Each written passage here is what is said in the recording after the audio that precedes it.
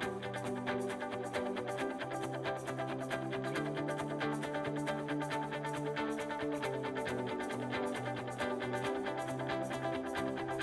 am your host, Ashira Nelson, and this is Forum 360, where we have a global outlook from a local view.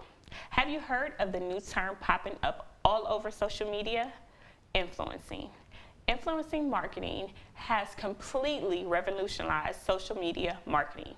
People now trust recommendations from peers who are industry experts within a specific niche. My guest today is Romance, also known as Hey Curly, is going to tell us all about the art of influencing. Yes. Hey girl. Hey. Thanks for joining me today. Thanks for having me. I cannot wait to dive into influencing. Yes, yes. I don't know where the term even came from, but before we get into all that, tell me a little bit about yourself. Well, my name is Romance. Okay. And I am an influencer. I always call it a content creator. So Okay. basically, I like that. Yeah. creating content. I'm a mother of a 11-year-old son, Okay. entrepreneur. I have my own hair care line I just launched. Yes. So just overall, multitask entrepreneur. Awesome. So what is an influencer? So technically the term influencer is basically engaging with your target audience and basically influencing them to purchase within a certain market that you have. So for example, I do hair care. So I influence the market to try different hair care products that I've tried, that I love, and that I'm interested in. Okay, so how did you decide on your niche? To be honest with you, it actually started off, I wanted to do natural hair care events in my community. So yeah, so it was a thing where you do natural hair care events where people come together and talk about natural hair care, and you have vendors and things of that nature. So in order for me to, I felt, to do an event and for people to come, I felt like I had to put myself out there. Absolutely. And that's where Hey Curly developed. I wanted it to be a community where those that love natural hair from all types of walks of life, cultures and textures of hair, that they can come together and socialize with one another, get hair care tips. And that's where Hey Curly came from. I actually just started sharing on Instagram. That was the platform that I shared on, where people could follow me to learn different hair care regimens or learn how to do a particular style on natural hair. Very nice. So when did you start Hey Curly? 2014. Wow. That is awesome. Was that a time before like social media, or I know social media was in, but how popular was the term influencer at the time? Well, the term influencer wasn't really popular per se. I would say a lot of people within my industry of hair care and beauty were on YouTube. That was the major platform at the time where people were just testing the waters, with just sharing everyday life. Yes. So I was not on YouTube at the time, but I was on Instagram. And I said, you know what, I had an actual personal page. So I'm like, well, let me create a separate page where I can share just different hair care tips. And that was the platform that I started off on, which at that time, nobody was really doing what I was doing, which was showing hair care tips, showing different pictorials, because at the time they didn't have videos. It was more so a step-by-step of how to create a look. And that's how I started. Wow. So what did you do before you actually became an influencer? I actually worked at a municipal court. I worked for a judge for about 6 years, so that's what I did before. And I actually started while I was working at the municipal court. I started Hey Curly, which was just it was something that I enjoyed doing. So it like wasn't a hobby. It was a hobby. So it was just something like, okay, I'm just gonna do this or post this or just share that. And I actually started while I was working there. Wow. Yeah. Actually being a follower of Hey Curly, I would have never known that. Like, I never known that you had a full-time job and everything, and just balancing all with being a mom. So that is awesome. So how did you actually become an influencer? Like, go from the how-to videos and kind of posting things to actually, now this is your title? Oh, see, it just kind of happened unexpectedly. And I'm not going to say it happened overnight, because I did. I'm sure it was it wasn't overnight long journey. But it was more so, again, I was sharing my hair care journey, posting before I would go to work. And posting at lunchtime or posting when I got off work, you know. And I got reached out to by two different people. One was an event planner for a major hair care brand at the time, and then another person who had a expo. So this was like 6 months after I created the Hey Curly platform. Oh, 6 months. So it was 6 months. Literally, like I started Hey Curly platform in April. They reached out to me for an event in October.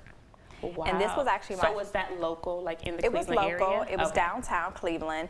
And the first event was sponsored by a company called Beautiful Textures. I don't know if you remember it back at that time, but it was a hair care line. And they reached out to me and said they wanted me to speak on a panel. And that was actually my first paid opportunity. So that's when, at that moment, I knew that I was becoming an influencer. When I got my, I'm like, oh, I can get paid for this. And they're like, yeah, you know, what is your fee? And I'm like, I don't know. Again, so it was all new. How did you even develop your fee? I just threw out a random number and was just like, and just to see if I would get pushed back. And they're like, okay, yeah, that's fine. And literally, that was the start of getting paid for different opportunities. Wow. So that actual paid opportunity, what did that look like? Did you speak on the panel? Like, what did you guys talk about? We talked about natural hair. So we talked about what products we use. We talked about, it was a panel of an influencer, two other, I guess, influencers at the time as well. And then there were hairstylists. Natural hairstylists. So we kind of talked about everything dealing with natural hair, from sitting in a stylist chair to doing your own hairstyles at home, and how to maintain your hair, or just different tips and tricks on how to maintain your hair. Nice. Yeah, so it was different. A little pressure, but don't feel any pressure too much. What was your favorite brand you worked with so far? Favorite? So, I'll be honest with you. I have worked with a lot of brands. I would say, I don't know, maybe can I say my favorite experience with a brand? Absolutely. So I worked with a extension hair care brand, and that was actually one of my first opportunities to travel internationally. Nice. Internationally. The company is called Kinky Curly Yaki, and I actually did an expo, and I represented their brand in Paris. Wow. So that was my first opportunity to really connect with a different audience of ladies that embrace their natural hair texture. So how was I'm assuming, was it a weekend trip? Or? Yes, it was a weekend trip. It really had me. So take us in. How was that experience? It was amazing. So like, we flew in and we were able to, it was literally, we flew in, went to sleep, and the time difference, like we were like jet lagged, but it was like once you're on, you know, you have to get up, get dressed, head over to the expo. And when we got there, it was just beautiful. Just women of different ethnicities, color, and just embracing their natural hair texture. And it was just the language barrier, you know, was kind of interesting as well, having a translator, and then also having people come and want to meet me, like, oh, you're Hey Curly, and I'm like, yes. You know, but I'm just the type of person where, like, once we meet, we're like family, you know. And I think that was just an awesome experience. And then I was able to also work with another brand where we curated a Mother's Day box in that area of Paris, Europe. So we were able to curate with some of my favorite brands that I use. We curated a box for Mother's Day. So it's almost like a hair care box that's sent out to those that subscribe. Wow. So that was another amazing opportunity, just to hear them say. So what brand was that? Oh my goodness, don't kill me. I can't think of it off the top of my head. No problem, no problem. So what was the scope of the work that you had to do for that weekend experience? It's just more so just meet and greet. Meet and greet? That's it? Did you have to do anything on social media, kind of talk about your experience? So pretty much with social media too, with actually being an influencer, you're just talking about your day from start to finish, and then just saying basically, hey, you know, I'm here.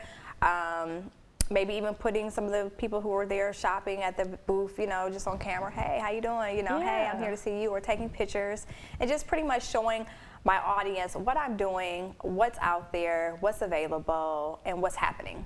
Very nice. So like a real, like, behind the scenes experience, like through your eyes. Yep, from my eyes. Wow. So I know different brands can require different things. Like you said, that brand required you to kind of meet and greet. What are some other type of things brand will have you do? So when it comes to influencing, right? So I actually started off doing on Instagram pictorials, and then I moved into doing or creating videos.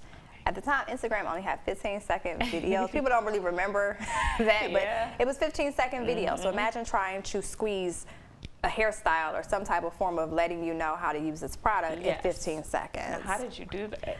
It was on a on a wing, okay, a leap of faith. So that, and then just like, again, creating video content. Also went from 15 seconds to 60 seconds that we have now, and then just, I mean, basically creating content, sharing what I like, sharing what's new on the market for people to try. So if I was a new product that came out and people are like, hey, I like it, I've seen it on the shelves, did you like it, did you try it, have you done a review, are you going to post a video about it? And sometimes I'll share exactly what my feedback, or I like to say there's a difference, right? So there's a difference between doing a tutorial than doing a review. Okay, well, tell us about the difference. So I do more so tutorials. I show people how to style their hair using this particular product. Review is when you're saying or giving your honest or true feedback, telling people, hi, I use this product, I either like or don't like love it. Yeah, I don't really do that just because of the simple fact that I have to use product. It's almost like driving a new car. Like you just have to drive it until you're like, you know what, I wasn't for sure if I like it, but then after a while I like it. Like you gotta take time with you like have your to take hair. time it's with not your like hair. A 60-second video cannot tell you everything. And trying about the it video. once is not going to tell you either if the product is really going to work for your hair. So that's why I always tend to do a tutorial to actually show you what you can achieve using this particular product, because I don't want to give a bad review or negative response to a product that may actually work for my hair later down the line. Down the line. Maybe it's a season and it doesn't work well in the summer, but in the fall it's bomb. Yeah, and I don't never want to put, and I've always prided myself on not wanting to put any negative feedback on Which a brand is very important. that I may want to work with in the future, or that I have worked with. You know, I just want to be able to just show you how to achieve a look versus giving a negative feedback or review. I like that. In social media world, it's so easy to be negative. It's not easy to be positive and stay positive and commit to that. So I commend you for that. They always say like one negative response like spreads to 5 people versus one positive that only may spread to 1 or 2. Exactly. So kudos to staying positive, because I'm all it's about definitely not easy, and social media can be so harsh. It is. It is a harsh world to put yourself out there and just allow yourself to be open in that realm. Because at first I'm like, I would never imagine putting myself out here in rollers, showing showing people how to achieve a look, because within social media we're so on and they want us to look a certain way, but then when you're on social with no makeup on, you're trying to show people how to shampoo or condition their hair, you got rollers in your hair, and it's just a process that you're just kind of putting your guard down. Absolutely. Hello guys, this is Form 360, and today my guest is Romance, also known as Hey Curly. We are talking about the art of influencing. So how did you become more comfortable with being on camera, with having rollers in your hair and kind of not having your makeup 100% done? It just came naturally, honest. It was just more so, I knew what I had to do to get it done, you know, and how can I be transparent and authentic with my audience if I don't let my hair down? I think once you're like, you look for perfection, it doesn't come off authentic. And I know I suffer from that sometimes. I want it to be perfect. You do. Especially like a picture or a video. It's like, nope, I'll do it over. Nope. Like even coming here today, I'm like, I want to post a video, talk about our interview, but it's not perfect. Nope. So how do you get over the perfectionism? It took a little while at first, right? Because once it's up, it's up. You know, especially with an influencer, especially if I work with a brand and it's content that they have sponsored, that content can't come down. So I have to be comfortable with what I produce. I've done redos because I'm like, you know what, I don't like how I look, or I don't like how the lighting was, you know. And then too, I want to make sure that I am producing content that the brand can use as well as myself.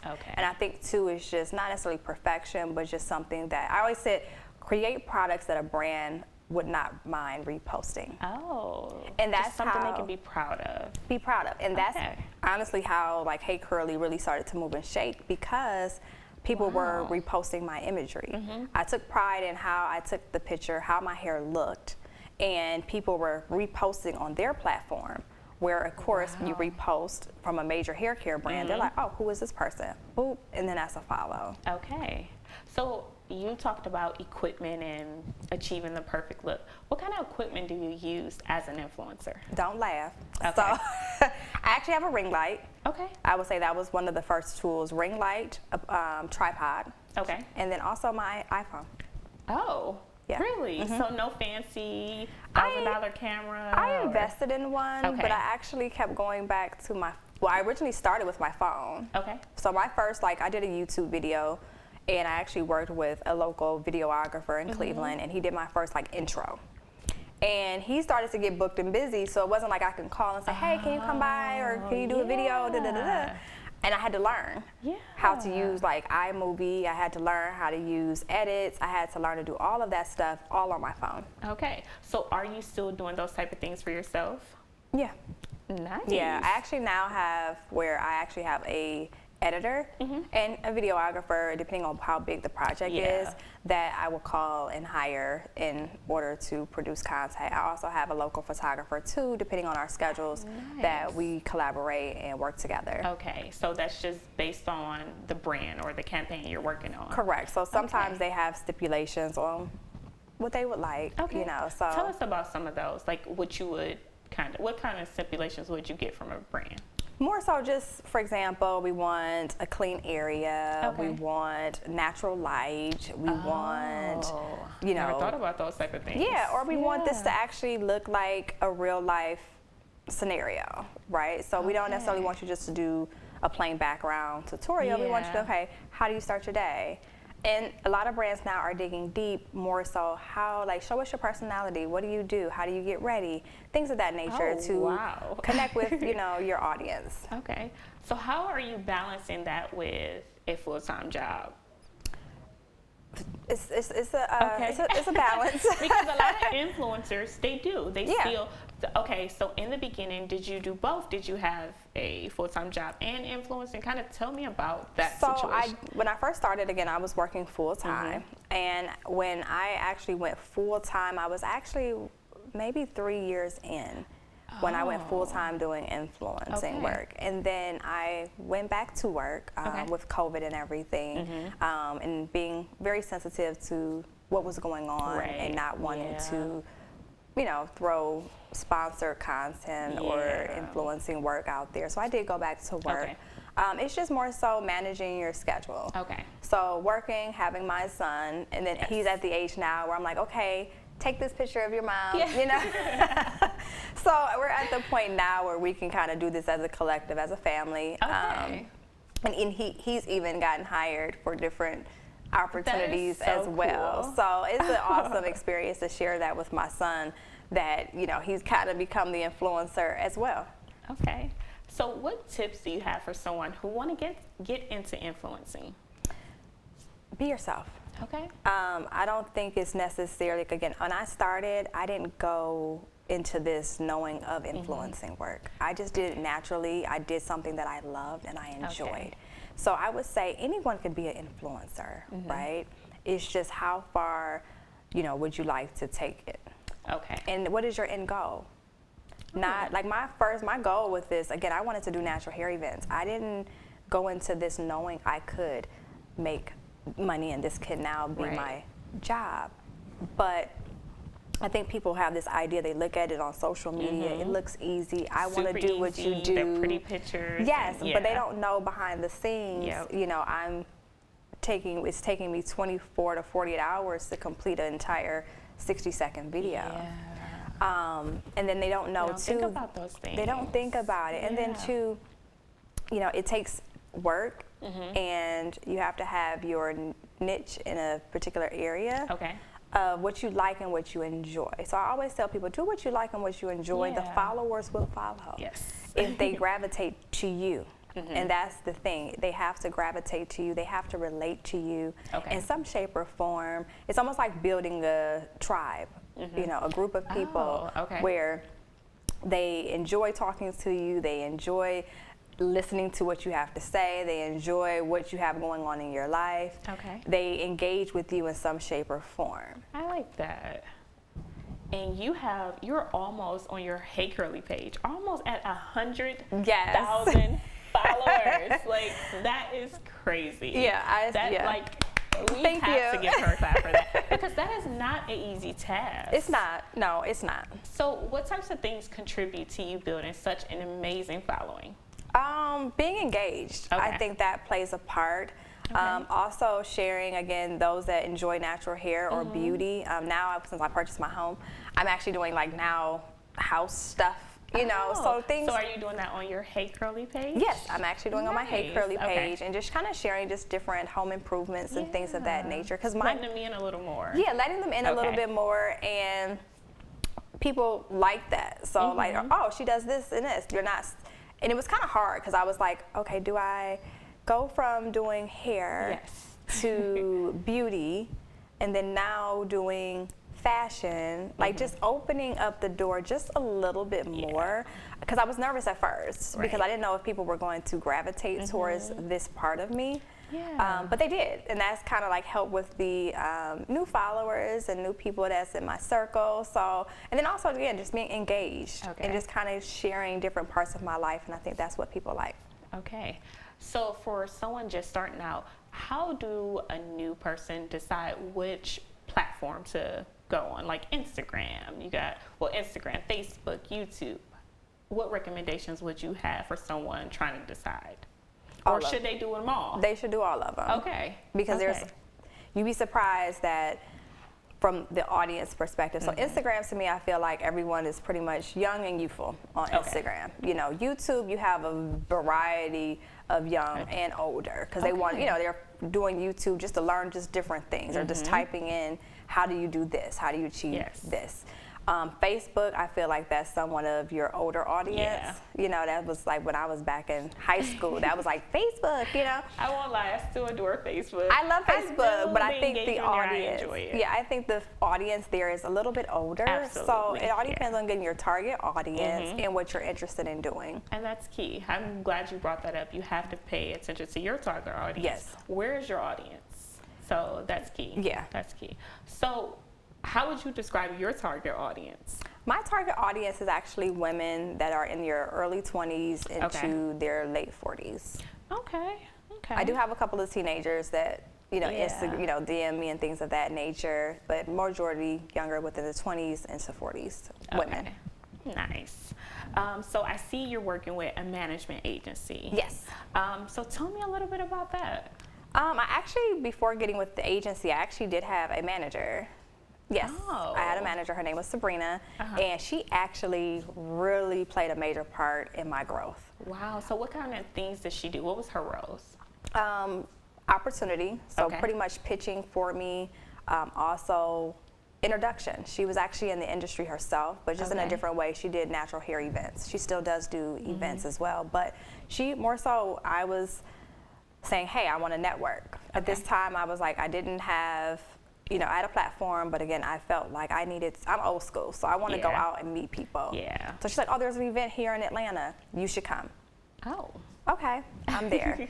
Went there, met a lot of people. They didn't know who I was. I'm just introducing myself. Hey, I'm Romance. My name is Hey Curly. Follow, whatever. Or, oh, you're Hey Curly. So it was more so putting a face with a name, like putting a face with a name. And that's what I prided myself on, is actually getting out and meeting people. And she was one of those people that actually helped me with some of the introductions of people that are like lifelong friends of different brands and things of that nature. Nice. Do you think every influencer need an agency to help them? No, I don't think so. You can definitely achieve it. You can achieve it on your own. I just think at this point with my schedule, I would say just a help. With, you know, opportunity, and then also I felt like with just reaching different target audience that my agency would help in order to achieve that with different contacts and things of that nature. Not a bad idea. I think more businesses should hire help. Yeah, yeah. And I mean, we can't do it all. We can't. We cannot do it all. I did it for my own for a while, but then I'm like, you know what? I want to take my career to the next level. Absolutely, and so important. And I think with an agency, it does just that. Yeah. But again, I did a lot of the lead work on my own, to Yes. where it's just them being able to assist. Okay. So congratulations again on your new Hey Curly product. Thank you. Tell us about the product. So I launched a hair care oil, which is Okay. our Revitalizer oil blend, which is amazing. Yes. Okay, so what do you, what type of style do you achieve, or what type of person would you recommend for this product? This product is for those that experience dry scalp. Okay. And want to also achieve hair growth. Okay. So it assists with promoting hair growth as well as assisting with dry scalp.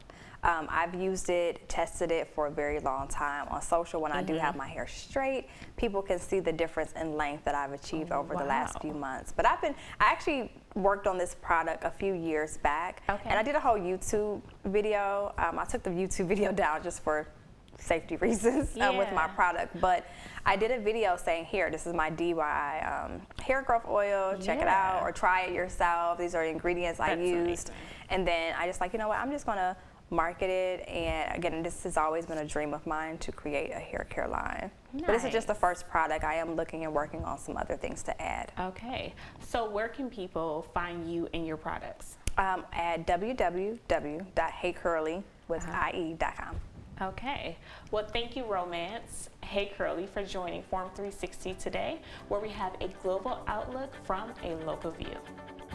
Forum 360 is brought to you by John S. and James L. Knight Foundation, the Akron Community Foundation, Hudson Community Television, the Rubber City Radio Group, Shaw Jewish Community Center of Akron, Blue Green, Electric Impulse Communications, and Forum 360 supporters.